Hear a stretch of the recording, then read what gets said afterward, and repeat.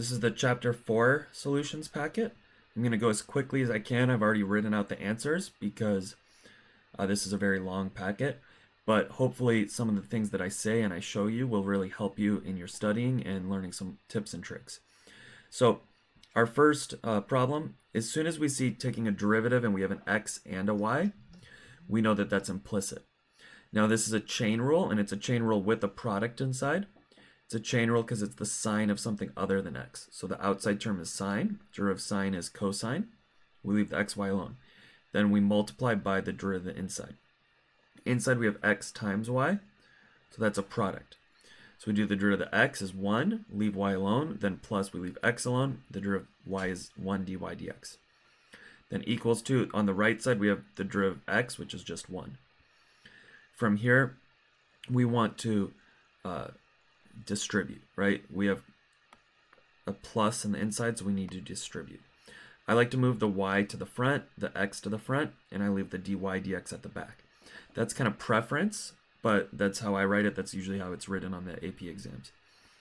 Then from there, we're trying to isolate for dy dx, so we're going to move the y cosine of xy to the other side, and then we'll divide by x cosine of xy to get our final answer.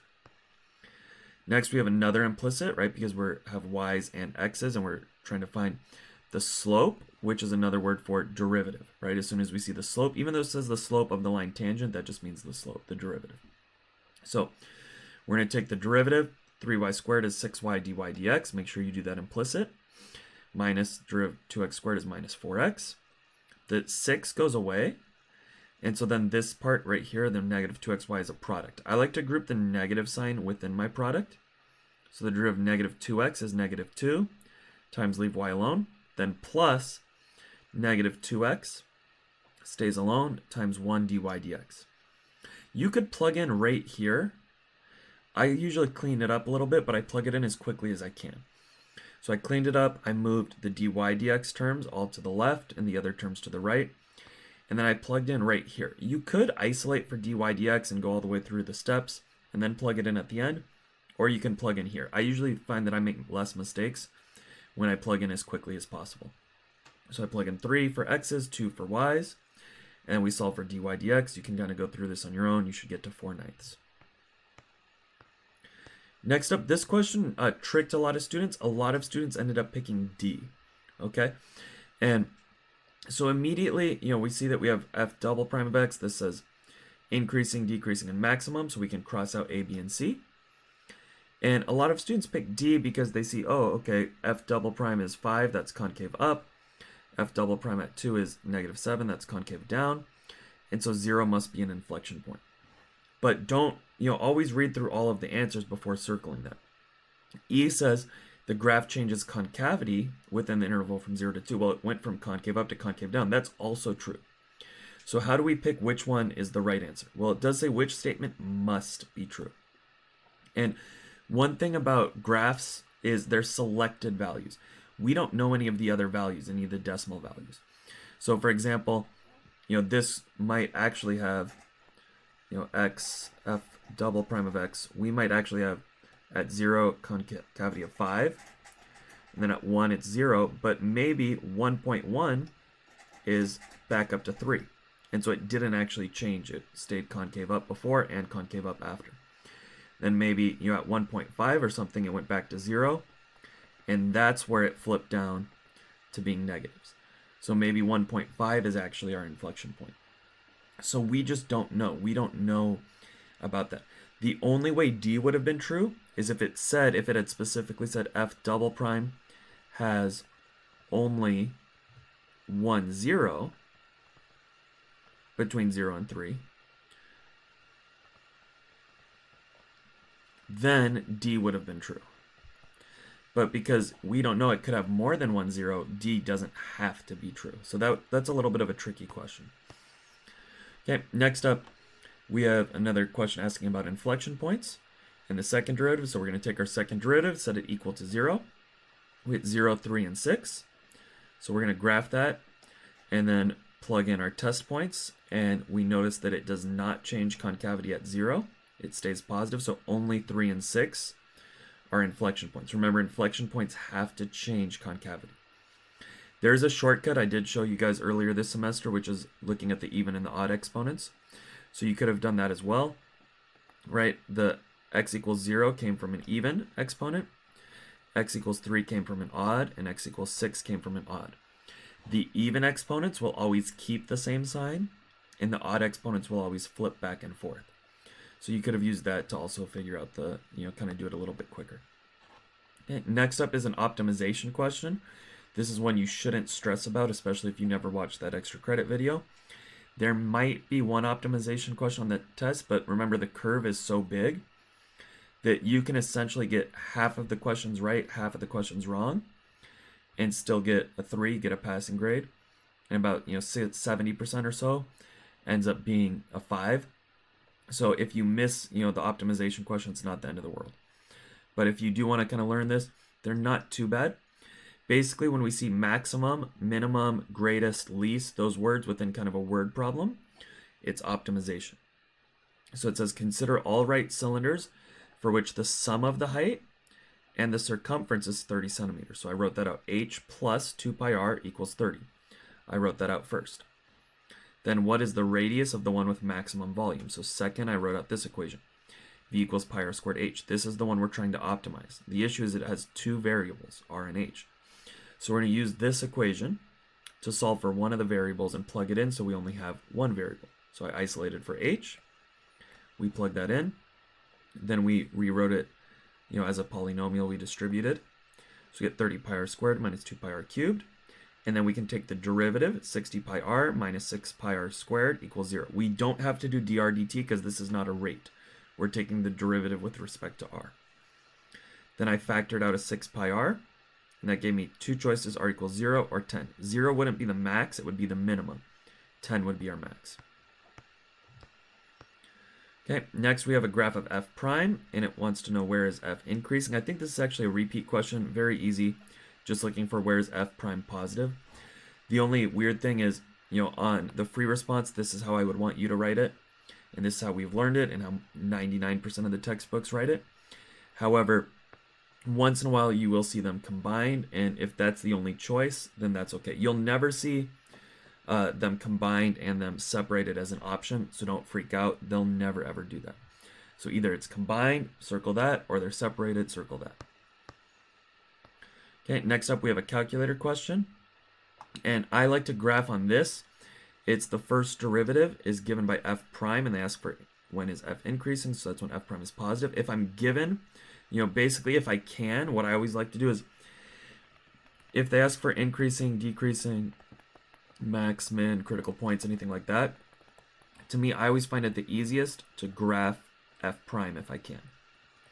And if they ask for concave up, concave down, or inflection points, I like to graph f double prime if I can. And so we were already given f prime, so we're just going to graph that guy. So we do want to make sure we change our window settings to match the interval they gave us, 0 to 2. So that's like menu, the window settings, and then change that to 0 and 2. I leave the y min, the y max just alone. And then to get these 2 points, 1 and 1.6, we want to go to menu, analyze graph, and the zeros. So we're going to hit menu, analyze graph, and the zeros. So anyways, we want to pick the positive interval, so that's between 1 and 1.691. Okay, next up is the derivative of the function is given by f prime. How many points of inflection? So I just said if I can, I like to graph f double prime. So what I did first is I took the derivative, and then second, I graphed that. And so inflection points would be when the zeros that it passes through, that it changes sign, so I have 5 of them. Now, I also could have graphed f prime. So this second picture is showing, f prime. If I graphed f prime, we get the inflection points from the maximums and the minimums of the f prime graph, which this also has 5. All right, next up, the graph of the derivative of a function is shown in the figure above. And it asks, where does f have a relative maximum? So we get a relative maximum when our graph changes from positive to negative, which happened at 4 on this graph. Next, we have the radius of a sphere is decreasing. So this is a related rate question. Right as soon as we see the word rate and centimeters per second. We're probably thinking related rate. And at the instant when the radius of the sphere is 3 centimeters, what is the change in square centimeters of the surface area of the sphere? So they give us dr dt equals -2, r equals 3, and they want ds dt. So then in the middle section, I'm going to put the formula for surface area, and then I'm going to take the derivative. So ds dt equals 8 pi r times dr dt. Remember, we're doing rates, so times dr dt. Then now we can just plug in. For r, we were given it was 3, and for dr dt, we were given it was -2. You can use a calculator, but you don't have to. You get -48 pi. Okay, next up, I think this is also a repeat question. The graph of f prime is given above, and so the only statement that is true here is f is increasing from -2 to 0 because f prime is above the axis, it's positive. Okay, this one I did talk about in my breakout room, but if you weren't in my breakout room, you'll learn it now, and this will be review for those of you in my breakout room. This is a topic kind of from physics, but basically the words directly proportional to mean that, if we have something is directly proportional to something else, that means our equation that we'll write will be that it's, that first something is equal to k, a constant, times the second value. If we have inversely proportional to, then that first value will be equal to k over the second value. So like in physics, we might have something like F equals ma, and so we'll say F, the force and the acceleration, are directly proportional, right? You also have like the force of gravity between planets is g times m1 times m2 divided by r squared. So we could say the force of gravity between planets is inversely proportional to r squared, right? Because it's in the denominator. So in this case, it's really just asking us, can we read and can we make sure that we match up values? So the rate of change of the volume, right? Rate of change of the volume, that's dv dt. So I can immediately get rid of a and b. Is directly proportional, so we know that we're multiplying and it's going to go on top, to the square root of the volume, to square root of v. So you could have gotten rid of c, and even if you had forgotten, wait, does directly proportional mean it goes on top or on bottom? You're at a 50-50 shot. Since it's directly proportional, we're going to choose E. D would have been, if it had said inversely proportional, then our answer would have been D. Okay, next up.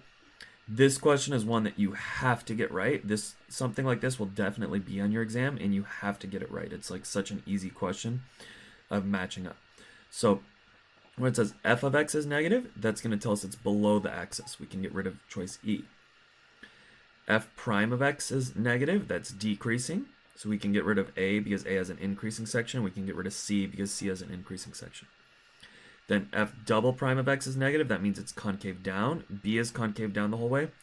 D starts concave down, but then it goes and it has a concave up section. So one thing to kind of watch out for, and I think I went over this in the lesson today, is if we kind of split up the concave down sections, right, knowing that that kind of a curve is concave up and decreasing. The right part is concave up and increasing.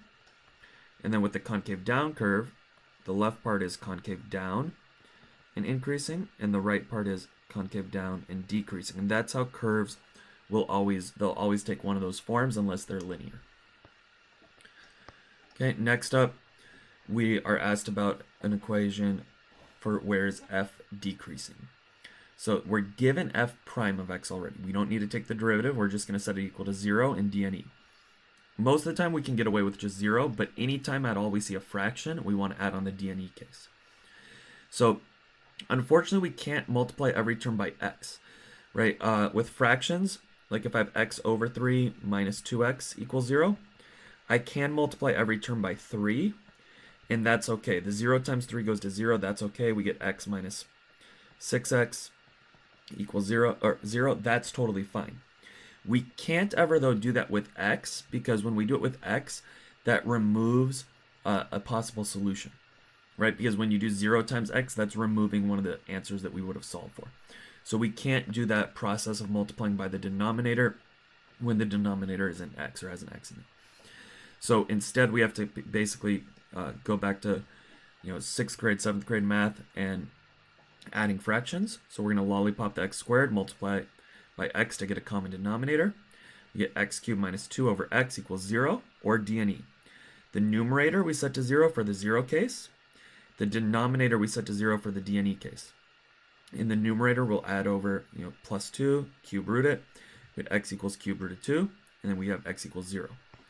So now we're going to do a number line analysis. And when we do this number line analysis, we get positive, negative, positive.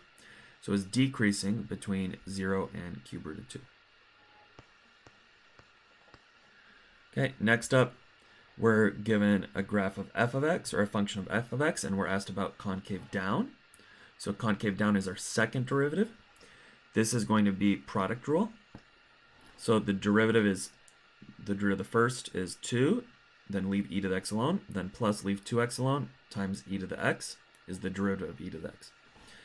Okay, I just cleaned this up, so this is still, right, this whole section is the f prime of x section, but we were asked for concavity, so we need to do f double prime of x.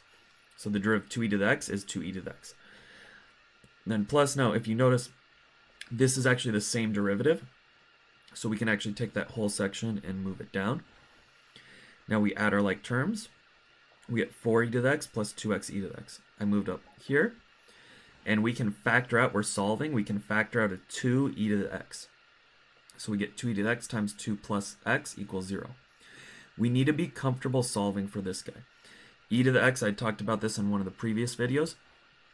E to the x is always positive, so it never has a solution where it goes to 0 or even negative. But if we needed to, kind of show it, we could divide both sides by 2, then take the ln of both sides, and the ln of 0 doesn't exist, so we get the no solution. Okay, then on the other side, we get x equals negative 2. That should be easy. Then when we plug in a value smaller than negative 2, just remember when we plug into the e to the x part, it's always positive. So something like negative 3 plus 2 is negative. Positive times a negative is negative. Something like 0 plus 2 is positive. And so we get that this graph is concave down when x is less than negative 2. Right, that side. Okay, next up, the derivative of the function g is continuous and has exactly 2 zeros. So this one is different from that other table because it tells us it has exactly 2 zeros. So there aren't any other sections that we don't know about. If it didn't say that, then we don't know, right, if this graph was increasing and then decreasing here, but maybe like between 0 and 0.5 it started increasing. We wouldn't know that. But because it tells us that it has exactly 2 zeros, we know that it cannot change between increasing and decreasing anywhere else, right? And so then it says, where is g decreasing? Well, g is decreasing when g prime is negative. And so that happens between negative 2 and 2. Next up, this question has a graph. It gives us the equation and also gives us the graph. And it says, where do we have a point of inflection? So point of inflection is when f double prime changes signs. So A does f double prime changes signs. At 0 it changes signs, but at B it does not change signs. So B was a possible point of inflection, but it's not an actual point of inflection. All right, next number, 28. We have let g be a twice differentiable function. This one's a little bit tricky. We did have something like this on our chapter 4 test, I believe. And so when we see g prime of x is greater than 0, that means that g is increasing. When we see g double prime of x is greater than 0, that means that basically, I said f prime here, but it should have been g prime here. G prime is increasing. Now, we can be increasing at an increasing rate, increasing at a decreasing rate, decreasing at an increasing rate, etc. All of these things. But what this means is it basically just means that g prime is increasing. So that's like the rate of the rate. So if we kind of think in this table, we have g of 4 equals 12, g of 5 equals 18. Well, our next number, because we know g prime of x was greater than 0, basically that tells us that g of 6 needs to be bigger than 18 because it's increasing. But that's all it tells us, that it's bigger than 18. So we could get rid of 18, we could get rid of 15, but 21, 24, and 27 all still work because they increased. But when we see g double prime of x is greater than 0, that means that g prime has to be going up. So what is g prime here? Well, it's how much did it increase by? So from 4 to 5, we increased by 6. Well, this number needs to be bigger than 6 because g double prime was positive. So the only one that works for bigger than, increase bigger than 6 would have been 27. Right, 21 would have increased by 3, 24 would have still increased by 6, but we need to have it increase by more than 6. Okay, next up, we have another related rate question. We're given the radius of a circle is increasing by 0.2, so dr dt equals 0.2. And we're told that the circumference is 20 pi, and we want to know about dA dt. So the formula for circumference is 2 pi r. A equals pi r squared, so the derivative is 2 pi r times dr dt. Now, the long way of doing this is to say like 20 equals 2 pi r. Sorry, 20 pi equals 2 pi r. Cancel out the pi's, divide by 2. 10 equals r. And then plug in, the r is 10. But a shortcut is to see, wait, 2 pi r is the circumference. So I can actually plug in for the whole 2 pi r, 20 pi. And for dr dt, I plug in 0.2. 20 times 0.2 is 4 pi. You can use your calculator, or you can do it by hand. And that's our answer. Okay, next up we have another function where we're given the derivative, and we're asked how many relative extrema, how many maxes and mins. So I want to graph the derivative. So I'm going to just graph that derivative that they gave me, and then I'm going to count how many times it changes. If it said critical point, it wouldn't have to change, but if it says extrema, then it would have to change. The graph would have to change. Anyways, we get 4. Next, we have another graph of f prime, and we're asked for what is the x-coordinate of the inflection point on that graph. So in this case, I changed back to the standard zoom. It didn't give me an interval, right? All of these other ones gave me an interval. So on my window settings, I made that my interval.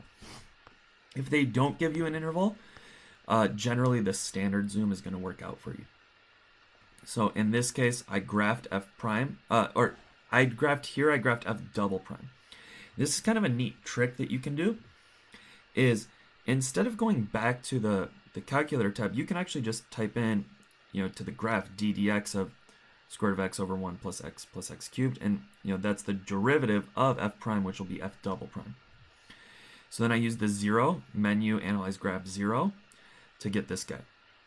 I highly, highly, highly recommend you typing this in and making sure that you can, type in, do the 0 tool and get that. It's something you're going to have to do on the final, so make sure you can do it now. Don't just watch my picture and say, oh, I could do that. Literally go and try to do it right now. Okay.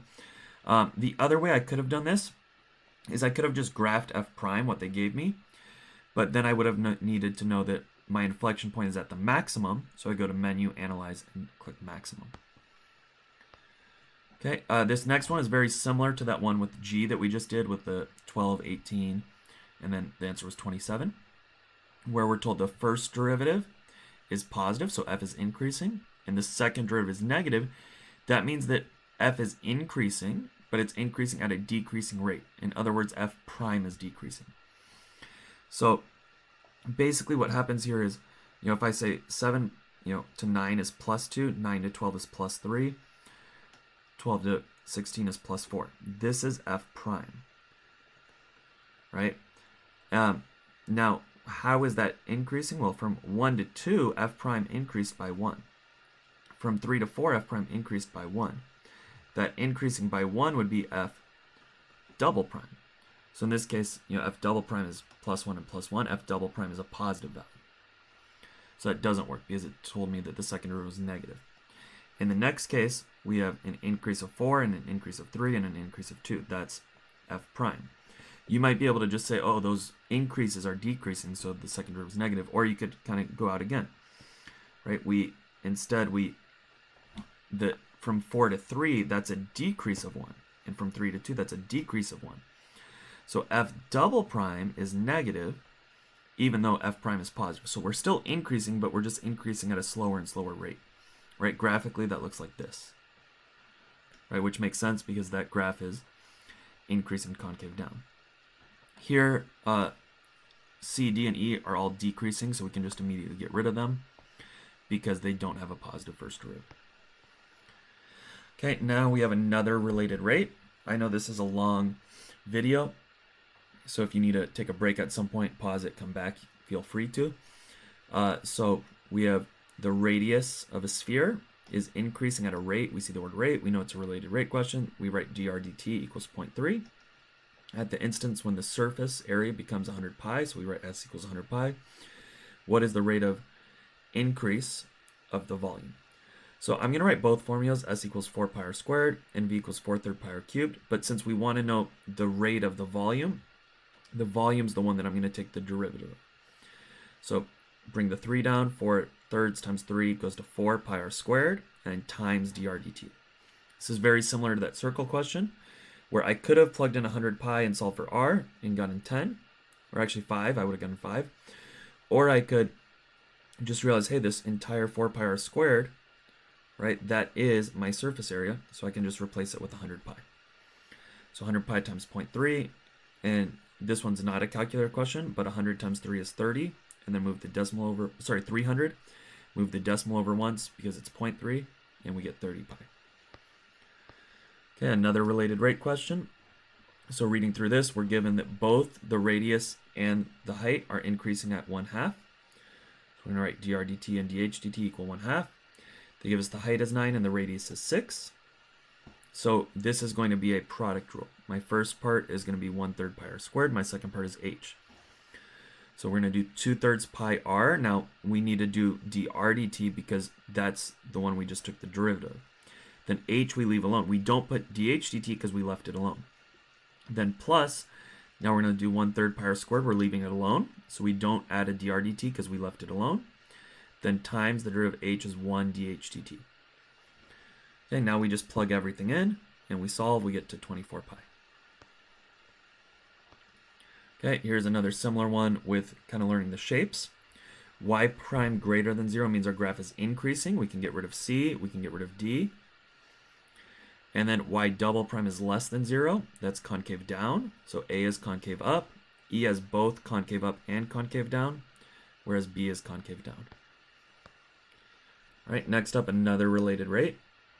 The area of a circular region. So we're going to write, our formula is area equals pi r squared because it's a circle, is increasing at a rate. So the word increasing, the word rate, means we want to look at what is increasing. The area is increasing, so we're going to write dA dt equals 96 pi. When the area is 64 pi, so we're going to write A equals 64 pi. How fast is the radius increasing? So I'm going to take my area. I'm going to take the derivative. That's what I did first. We get 2 pi r dr dt. The issue is we need to be able to plug everything in. We can plug in 96 pi, but we're trying to solve for dr dt and we don't know r. So that's where we need to come back over here and solve for r. So we can plug in 64 pi for area and solve for r. The pi's cancel out, square root both sides, we get r equals 8. So now we can plug in r equals 8, and from there we can solve. 96 divided by 16 is 6. If you didn't know that, you would just have to kind of do it by hand because it's a non-calculator question. All right, this question I think was actually, maybe it's a repeat question from one of the packets, and I think I did something like this on one of your tests. But as soon as we're given points like this, it's a really good idea to graph them, to plot them. And so we plot -1, 4 as a maximum and 3, -2 as a minimum. And a lot of students want to say A is true, they want to say C is true, they even want to say B is true. Because if you kind of plot this and you try to play like connect the dots, then you're going to get something like this. And you're going to think, oh yeah, f prime of -1 was 0. However, remember it says which statement must be true. It only told me it was continuous. It didn't tell me it was differentiable. So actually, if we're trying to disprove this, we could actually draw a graph that's not differentiable, that just has some straight lines. And now f prime of -1 would be d and e. And that could have happened. And now we don't have to have an inflection point because we just drew straight lines. And now we don't have to have a horizontal tangent line because we just drew straight lines. Another thing is kind of like, if you notice, wait, I'm thinking both of those should be true. If you're thinking that both of them should be true, there's probably a reason why they're both false. And so there's something. C is definitely not right. Horizontal asymptotes, remember those are like way out here, like the limit as x approaches infinity. And we know nothing about that. Whereas this graph is continuous, so it did have to pass through the y-axis to get from -1 to +3, and it did have to pass through the x-axis to get from +4 down to -2. All right, next we have another related rate. We're given a 25-foot ladder. I like to draw these, especially the triangle pictures. I really like to draw them. It helps me out. And anytime you have a ladder, realize that that's constant. The ladder cannot get bigger. It cannot get smaller. So we're just going to write 25 in. We don't write a, b, and c. We write a, b, and 25. Because when we take the derivative of the 25, it goes to 0. That's important. Okay, so we're told that the ladder is sliding down the wall. That means that b is going to be going down. So b is going to be like db dt is going to be negative. Whereas the ladder is going to be pushed out from the bottom. So we know that our dA dt answer should be positive. So that's something to check when we're trying to find dA dt. We know we want to find a positive answer. So we were given dB dt as -3, and we were given b was 7. That's all we were given. So we're going to write a squared plus b squared equals 25 squared. A squared plus b squared is 625. When we take the derivative, we get 2a dA dt plus 2b dB dt is 0. But when we try to plug in, we don't know what a is yet. So to find a, we have to go back here and plug in 7 and solve for a. You can do this by hand, or you can remember your special right triangles, right? You have 3, 4, and 5, or multiples. You have 5, 12, and 13, or multiples. And we have 7, 24, and 25. Right? Those triangles always kind of match up. So if I know that I have 7 and 25 already, then the third side was 24. So then from there, we just plug everything in, plug in 24, plug in 7, plug in -3, and then go ahead and solve, and you should get to 7/8. I'll let you guys kind of go through that work on your own. All right, again, another related rate. I threw a lot of these in here just because I know we struggle with them.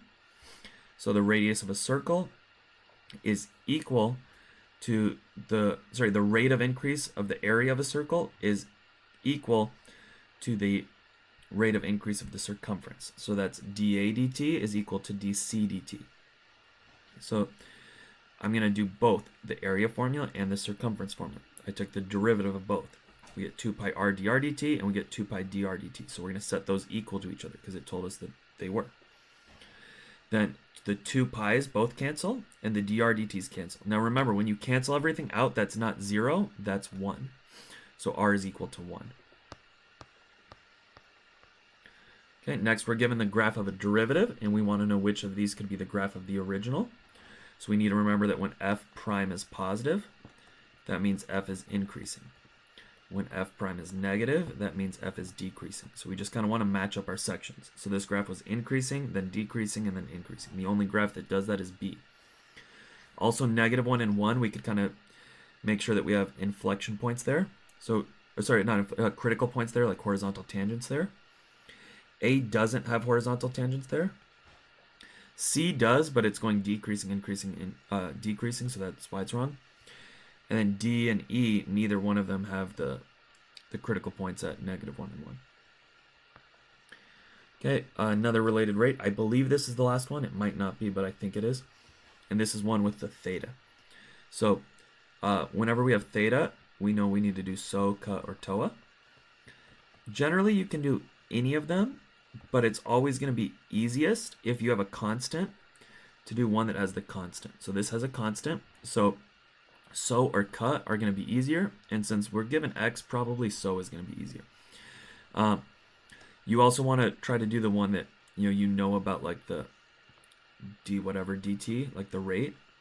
If you know about the rate of x, then you want to do SO, because x would be sign is opposite. If you know about the rate of the bottom side, then you're going to want to do something with the bottom side. So in this case, we're given d theta dt equals 3. And we're given x equals 3, and we want dx dt. So actually, because we want dx dt, it would make no sense at all to do an equation that doesn't have x in it. So our two formulas are a squared plus b squared equals c squared. And then we're going to use sine of theta. The reason we're going to use sine is because it has the x term in it. We could have also done tangent, but tangent would have been a lot harder because then we would have had to do a lot of math to get dB dt. So sine of theta equals x over 5. I'm going to take that, take the derivative.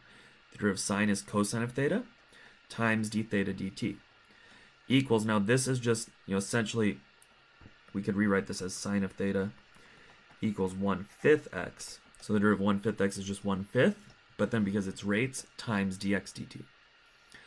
Now for cosine of theta, we need to plug it in. We don't know what it is yet. So to get that, we're going to just look up on our triangle. And we're going to write cosine of theta, right, is adjacent b over hypotenuse. Well, we need to figure out what b is. If you know, 3, 4, 5 triangle, you just know it's 4.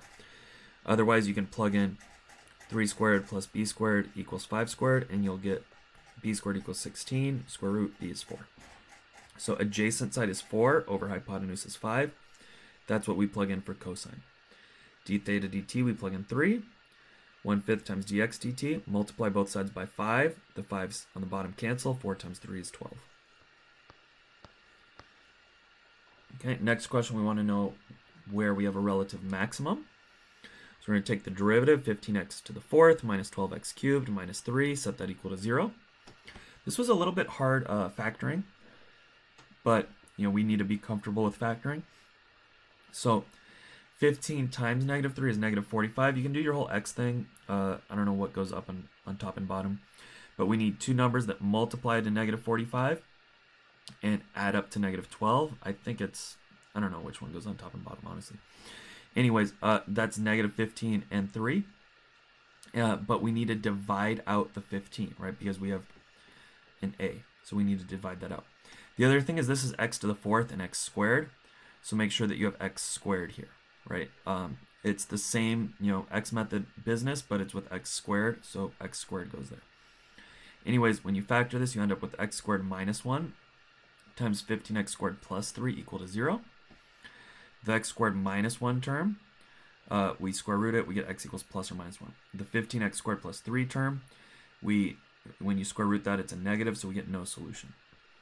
So we have negative 1 and positive 1 as our critical points. And then we're going to plug in a value smaller than negative 1. And we'll get positive, negative, positive. Okay, this is definitely a hard factoring one. It's that same thing I said earlier. If you miss a question because there was something really, really tricky, that's not a big deal. Just make sure you get like the next one right. Right, 50%, if you get like every other one right and every other one wrong, 50%, you're going to guarantee 3 and even be on track for a 4, depending on how you do on the free response. Okay. Next up, we have the graphs of the derivatives, and they want to know which one has a relative maximum. So that's when f prime goes from positive to negative. That happens here in the first graph, and it never happens in the other two graphs, so it's f only. This one also is pretty easy. It asks about the relative extrema. So f prime going from negative to positive is a min, positive to negative is a max, negative to positive is a min. So it's 1 max and 2 min. You have to know this concept. Okay, next up, it says the largest possible area. The word largest in a word problem, that's one of those optimization questions. This is a really common one.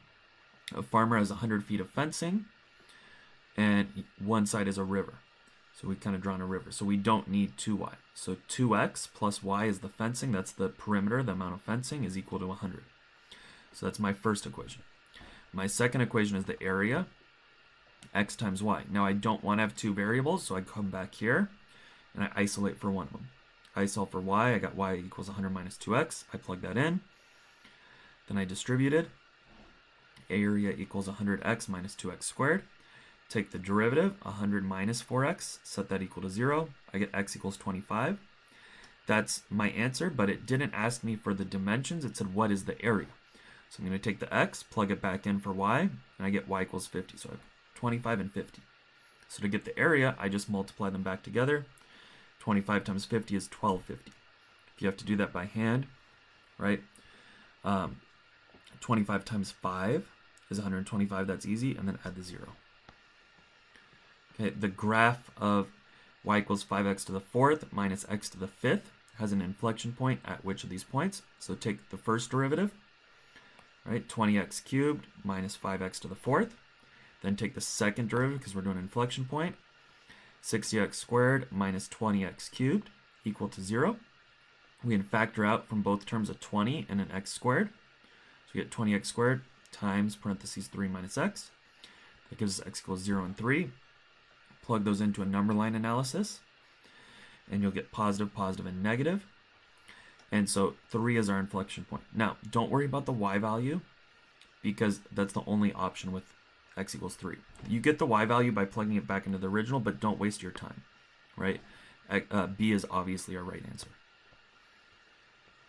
Okay, next up, an equation of the line tangent to y equals x cubed plus 3x squared plus 2 at its inflection point. So we're going to do the x1, y1, and m, right? But initially when I write x1, y1, and m, we don't have anything to plug in, right? We don't know any of those. So what we have to do is, since it says at its inflection point, we need to find the second derivative, 6x plus 6, set that equal to 0, and we get x equals -1. That's what we're going to start off with. Then to get the y value, we plug back into the original. So I did that over here on the right. We plug in -1 into the original, we get 4. So now I have the x value and the y value.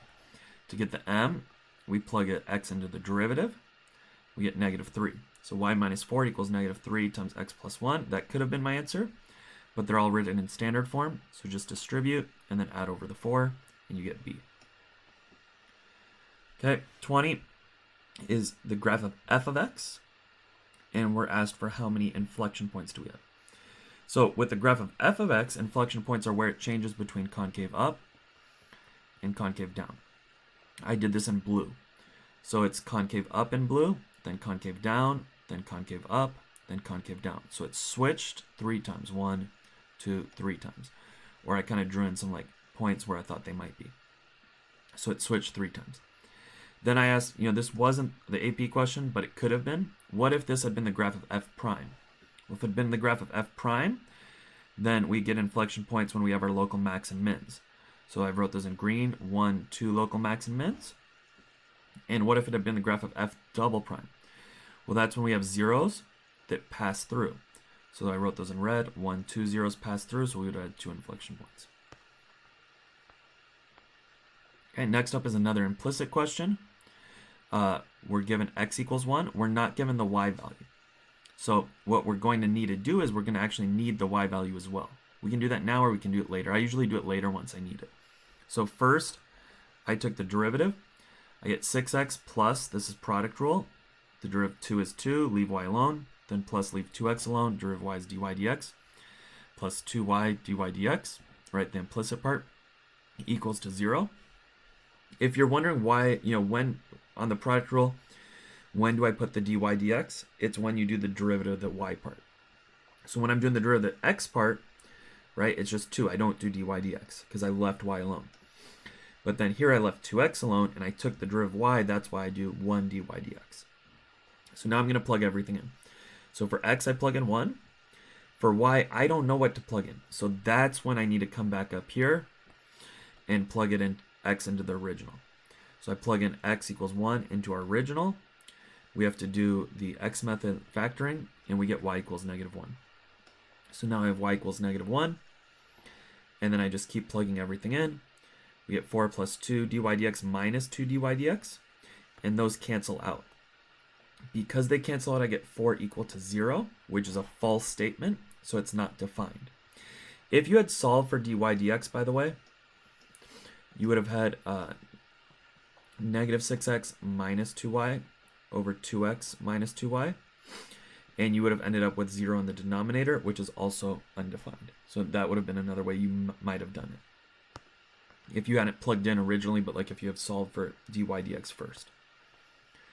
Okay, 43, we're given a function, and we're told that f prime of 0 does not exist. That means we need to have a corner, a cusp, or a vertical tangent at 0. We're told f prime of 2 is 0, that's a horizontal tangent, and we're told f double prime is less than 0, that's concave down. So immediately, any graph that has any concave up section, I can get rid of. So I got rid of B, I got rid of A because they had concave up sections. C, D, and E are all concave down. So then I started looking at, do I have a horizontal tangent at 2? They all did. And then, do they have a corner, a cusp, or a vertical tangent at 0? Right? The reason it can't be the discontinuity is it told me it was continuous. So D doesn't work because D is not continuous. That's easy. Then C, it's just nice and smooth at 0, whereas E has that cusp, and it said f prime of 0 doesn't exist, so E is the correct choice. Okay, next up we have another implicit question. This is actually very similar to the very first one we did today. And it has that chain with that product. So the outside is tangent. Derivative of tangent is secant squared. Then the inside we leave alone because that's the chain rule. Then times the derivative of the inside, and this is where we do the product rule. Derivative of the first is 1, leave y alone. Plus then leave x alone, derivative of y is 1 dy dx. And equals on the right side, derivative of x is 1. Then from there, same thing we did earlier, we're going to distribute. I move the y to the front, I move the x to the front. And then from there, we just try to isolate for dy dx. So we move the y secant squared to the other side, subtract it, it becomes negative. We divide by x secant squared, and we get x secant squared. Now, this is the right answer, right? Like this is what I would have boxed on free response. But when I look up here, I don't see it, right? Don't pick A because you're like, oh, A looks kind of similar. Don't pick it. A is probably a distractor, right? You want to go back to your trig and think about any of those trig identities. Well, we know secant is 1 over cosine. So I can rewrite this as 1 minus y times 1 over cosine squared x divided by x times 1 over cosine squared of xy. Then because I have a fraction inside of a fraction, I'm going to multiply everything by that cosine squared of xy. And that gives me, right, those cancel. That gives me cosine squared of xy minus y all over x, which is choice E. All right, another implicit. This is, again, a chain rule. So the derivative of ln of box basically is 1 over box. So 1 over box. I don't do dy dx here. I don't do dy dx until I take the derivative of the y part. This was kind of the derivative of the ln part. The left side was y, by the way, so it's 1 dy dx. Then the right side is 1 over that box, and then times the chain rule. We need to put this in parentheses. 2x plus 2y dy dx. We move that whole parentheses up to the numerator. And then we're going to plug in. We're solving for dy dx. So we plug in for 1 for x, y for 0. 2 plus 2 times 0, so that all cancels out. Divided by 1 squared plus 0 squared, 2 over 0. Sorry, 2 plus 0 over 1 is 2. Okay, next up, they have another question about this. dy dx is greater than 0. D squared y dx squared is less than 0. So that means f is increasing and f is concave down. The only section that is increasing and concave down is from B to C. Right, A to B is concave up, and C to D is decreasing. Next up, we have x squared plus y squared equals 25, and we want to know what is the value of d squared y dx squared at the point 4, 3. So d squared y dx squared is the second derivative. First, we're going to take the derivative, 2x plus 2y dy dx equals 0. Isolate for dy dx, so subtract by 2x, divide by 2y, the 2's cancel. I skipped a few steps. We get dy dx equals negative x over y. Then we're going to do the second derivative. So to get the derivative, we take the derivative of this, which is quotient rule. Low, d high, minus high, d low is 1 dy dx, all over low squared.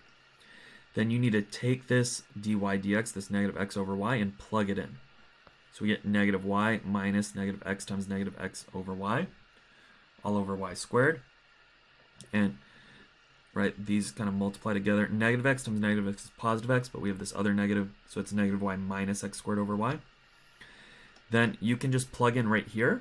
You could have also done like times y, and times y to cancel out the fraction. But since I know that I'm going to plug in anyways, I didn't worry about that. I just said, hey, let's just go ahead and just plug in.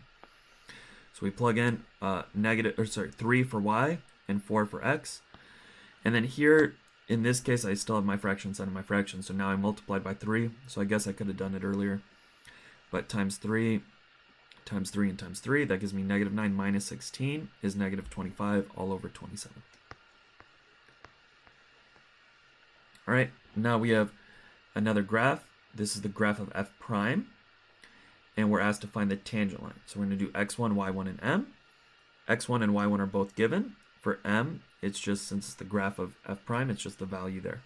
So at x equals 3, the y value is 2. This is probably like one of the easiest questions you'll ever get. The next one is how many points of inflection we have. Don't pick 6. It's not the graph of f double prime. If it's the graph of f double prime, it would have just been only at 6, so it would have been 1. They didn't even offer that as a choice, so you're kind of lucky. But it's the graph of f prime. So the graph of f prime, inflection points are when we have max or mins. So we have 1, 2, 3, 4, 5, 6 max or mins. All right, here's another one of those second derivative questions. This one we're not plugging anything in. So the derivative of y squared is 2y dy dx, the implicit part, minus the derivative of 3x is 3 equal to 0. Add the 3 over, divide by 2y, dy dx equals 3 over 2y. You could do reverse power rule here. I did a quotient rule just because a lot of you guys will do that. Even though there's no x value in the top, you can do quotient rule. Just remember the derivative of the top would be 0. So low d high, right, derivative of 3 is 0, minus high d low, derivative of the bottom is 2 times dy dx, all over low squared. For this dy dx, we're going to have to take the 3 over 2y, plug it in. So this gives us 0, minus, now the 3 times 2 is negative 6, times 3 over 2y. Right, instead of writing dy dx, we plugged in 3 over 2y. All over 4y squared. Negative 6 divided by 2 is negative 3, and then negative 3 times 3 is negative 9. Or you could have done like negative 18 over 2 is negative 9 on top over y. We multiply every single term by y to get rid of the fraction, and then that gives us negative 9 over y cubed, 4y cubed. All right, next we're given a graph of y, and we want to know when is this concave down. It's a little bit tough because we have to do that reverse power rule, right? So since x is on the bottom, we do reverse power rule. I'm going to put that in parentheses and just take the 1 up. Negative 5 times 1 is negative 5. Flip the sign to positive 5 and add 1 to the exponent. Technically times 1 because this isn't x, it's something else, so chain rule. Then 2 times 5 is 10. Flip the sign to negative. Add 1 to the exponent, negative 10 over x minus 2 cubed. Set that equal to 0 DNE. The top, negative 10 equals 0. I didn't even write because obviously there's no solution there. There's no x up there. The bottom to 0, we're going to cube root both sides. Cube root of 0 is 0. Add 2, we get x equals 2. Then we're going to plug in our test points into y double prime. So if I plug in 0, the top is negative. 0 minus 2 is negative. Negative cubed is still negative. Negative times a negative is positive.